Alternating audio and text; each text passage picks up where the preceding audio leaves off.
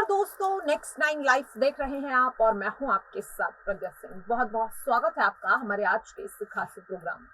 राष्ट्रपति चुनाव में जिस तरह से द्रौपदी मुर्मू ने प्रचंड जीत हासिल की है, इसके बाद अब विपक्ष को एक बहुत बड़ा मुंहतोड़ जवाब यहां पर दे दिया है, क्योंकि लगातार जिस तरह से विपक्ष द्रौपदी मुर्मू पर सवाल उठा रहा था, एनडीए पर सवाल उठा रहा था, इसी के साथ द्रौपदी मुर्मू के आदिवासी होने पर भी सवाल उठाए गए। लेकिन उन सवालों का एक ही जवाब यहाँ पर द्रौपदी मुर्मू ने दिया और वो जवाब है देश की 15वीं राष्ट्रपति के तौर पर उनकी ताजपोशी। जिसके बाद जिस तरह से विपक्ष ने चुप्पी यहाँ पर साध ली है, बहुत बड़ी बात है। सवाल यहाँ पर ये उठ रहा है कि वोटिंग के वक्त तक जिस तरह से लगातार विपक्ष यहाँ पर एक्टिव नजर आ रहा था, चाहे द्रौपदी मुर्मू हो या फिर एनडीए, लगातार सवाल उठाए जा रहे थे। क्रॉस वोटिंग का मुद्दा इतना ज्यादा उठाया जा रहा था, लेकिन रिजल्ट आने के बाद जिस तरह से द्रौपदी मुर्मू की जीत हुई, सवाल यही उठ रहा है कि आखिरकार अब क्यों खामोश है विपक्ष। वहीं अगर बात करें यशवंत सिन्हा की, तो यशवंत सिन्हा यहाँ पर अकेले बोलते हुए तो दिखाई दिए, लेकिन जिस तरह से विपक्ष ने वोटिंग के दौरान उनका भरोसा तोड़ा है, उसके बाद कहीं ना कहीं उनका दर्द साफ तौर पर देखने को मिल रहा है। आज के इस मुद्दे पर हम इसी पर चर्चा करेंगे कि आखिरकार विपक्ष की खामोशी के पीछे की वजह क्या है।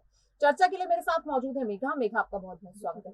मेघा, देखिए, जिस तरह से आज द्रौपदी मुर्मू ने एक इतिहास रच दिया है, आदिवासी समुदाय से निकली एक ऐसी महिला जो आज राष्ट्रपति बन गई है। हर कोई उनकी तारीफ कर रहा है, जश्न का पूरा माहौल है, लेकिन इस माहौल में आखिरकार विपक्ष खामोश क्यों है? क्योंकि जिस तरह से वोटिंग एंड वक्त तक हमने देखा कि लगातार यहाँ पर क्रॉस वोटिंग का मुद्दा इतना ज्यादा उछल रहा था, लगातार विपक्ष यहाँ पर हमला बोलता हुआ दिख रहा था, लेकिन रिजल्ट जैसे ही आया, विपक्ष आखिरकार खामोश क्यों है? मेघा, ये सवाल। देखिए, जिस तरह से विपक्षों की अगर बात की जाए तो जो विपक्ष पहले ही छिटक गए थे, जिन्होंने पहले ही अपना समर्थन मुर्मू को दिखा दिया था, वो ठीक है। लेकिन आज देखा जा रहा है कि जो विपक्ष अंत समय तक टिके रहे यशवंत सिन्हा के साथ, जो विपक्ष ये दावा कर रहे थे कि कुछ भी हो जाए यशवंत सिन्हा का साथ वो नहीं छोड़ेंगे, उन विपक्षी पार्टियों में से भी कितने विधायकों ने यहाँ पर क्रॉस वोटिंग कर दी है। और सबसे पहला नाम यहाँ पर निकल के आ रहा है कांग्रेस पार्टी का। तो आज कांग्रेस पार्टी, चाहे यहाँ पर टीएमसी पार्टी या फिर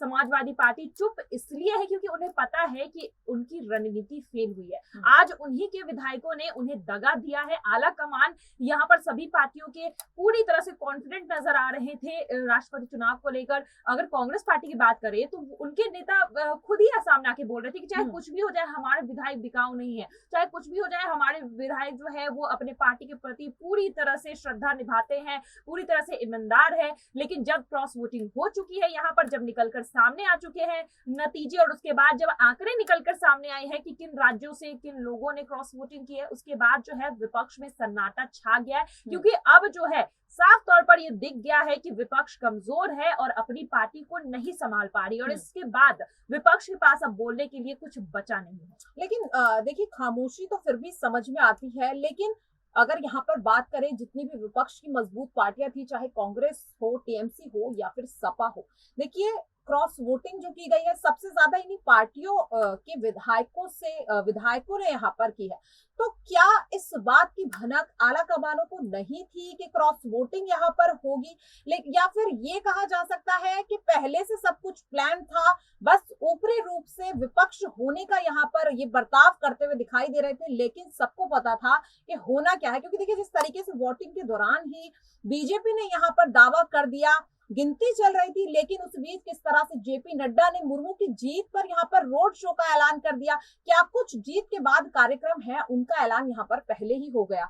तो क्या ये सब सिर्फ दिखावटी था और अंदर से सबको पता था कि होना क्या है? मेघा जी बिल्कुल, देखिए, भनक की बात है तो बिल्कुल आला कमान को इस बात की भनक थी कि क्रॉस वोटिंग तो होने वाले हैं। जिस तरह से बीजेपी के नेता कांग्रेस पार्टी के विधायकों को होटल में रख रहे थे, तो सवाल उठ रहा था कि आखिर ऐसा क्यों कर रहे हैं। यहाँ पर वो कांग्रेस पार्टी के विधायक है, तो फिर बीजेपी उन पर इतना मेहरबान क्यों हो रही है? तो सवाल यहाँ पर कई बार उठाए गए, लेकिन विपक्ष की तरफ से यही जवाब दिया गया कि हमारे विधायक तो हमारे कंट्रोल में है, हमारे विधायकों से लगातार बात हो रही है, वो समर्थन जो है यहाँ पर यशवंत सिन्हा को ही देंगे। लेकिन देखा गया चुनाव के दिन आसाम की बात कर ली जाए, सबसे ज्यादा क्रॉस वोटिंग वहीं पर हुई है और यहाँ पर पहले ही खबर आ चुकी थी कि यहाँ पर कांग्रेस के विधायक जो है वो क्रॉस वोटिंग करेंगे, लेकिन उसके बावजूद भी इस चीज को नहीं रोका गया और नतीजा ये हुआ कि असम में सबसे ज्यादा क्रॉस वोटिंग हुई। 22 विधायक कांग्रेस पार्टी के जो है वो क्रॉस वोटिंग करते हैं, द्रौपदी मुर्मू को अपना समर्थन देते हैं। वहीं अगर बात रही यहाँ पर टीएमसी पार्टी की, तो देखिए टीएमसी के 4 विधायकों ने जो है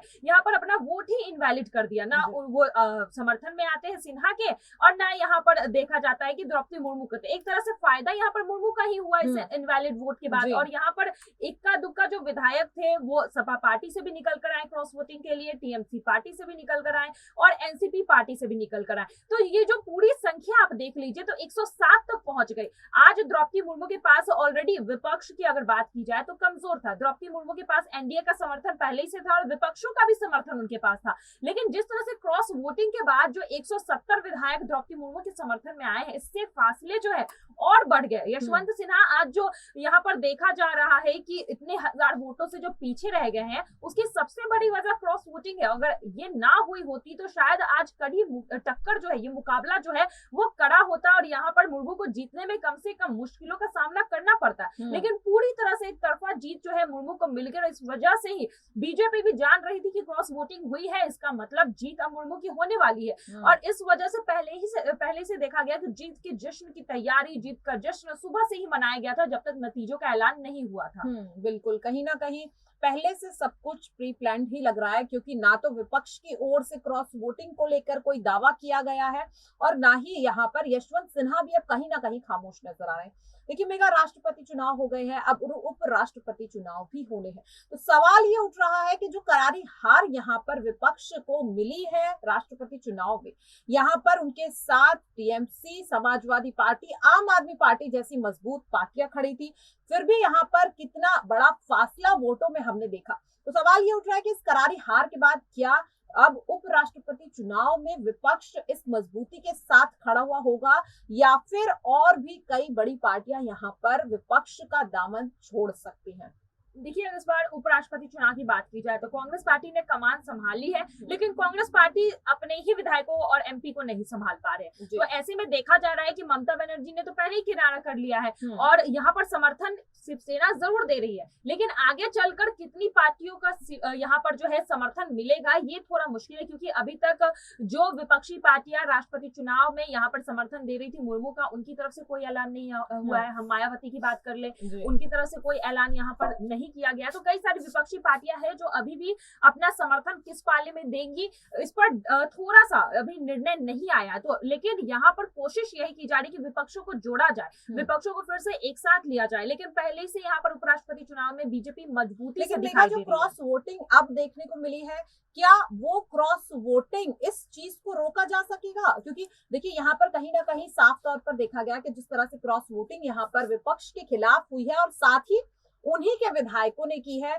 तो क्या अब यहाँ पर कांग्रेस पार्टी उपराष्ट्रपति चुनाव में इस चीज पर कोई बड़ी रणनीति यहाँ पर बना पाएगी या फिर जो चीज राष्ट्रपति चुनाव में हुई वो फिर से यहाँ पर दोहराई जाएगी? देखिए, यहाँ पर कांग्रेस पार्टी की तरफ से पूरी कोशिश की जा रही है कि जिन लोगों ने क्रॉस वोटिंग की है, जिन विधायकों ने, उनके खिलाफ एक्शन लिया जाए, लेकिन इससे पहले पता लगाना पड़ेगा कि आखिर किन किन लोगों ने क्रॉस वोटिंग की है। और अब जिस तरह से बैलेट पेपर पर चुनाव हुआ है, ये पता लगाना काफी मुश्किल हो रहा है, लेकिन कांग्रेस पार्टी सक्रिय हो चुकी है। जिन जिन राज्यों में क्रॉस वोटिंग हुई है उनके खिलाफ जो है नजर अभी बनाए रखी है यहाँ पर कांग्रेस के बड़े नेताओं ने, और उनका कहना है कि कार्रवाई हो रही है और जल्द से जल्द अगर वो मिलता है सबूत कि इन लोगों ने क्रॉस वोटिंग की है, जिन जिन विधायकों ने, उनके खिलाफ कार्रवाई भी की जाएगी। तो शायद इसके बाद हो सके कि जो कार्रवाई हो यहाँ पर, उसके बाद उपराष्ट्रपति चुनाव में शायद ये क्रॉस वोटिंग रुक जाए। और अगर नहीं भी रुकती है तो कोई फायदा नहीं है, क्योंकि यहाँ पर बहुमत पहले से ही बीजेपी के पास है, तो थोड़ी आसानी यहाँ पर बीजेपी को हो सकती है, उन्हें क्रॉस वोटिंग करवाने की जरूरत नहीं पड़ेगी। जी बिल्कुल, साफ तौर पर कहीं ना कहीं